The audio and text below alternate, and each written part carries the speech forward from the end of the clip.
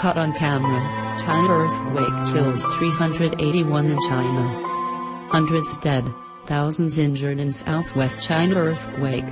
At least 381 people have been killed and some 1,300 injured after a magnitude 6.1 earthquake struck in southwest China, state media say.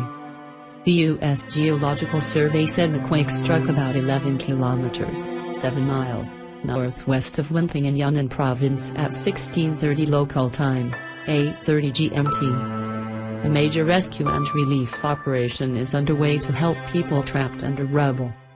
Early reports of both damage and injuries were sketchy at best. Some accounts said 12,000 structures had been destroyed.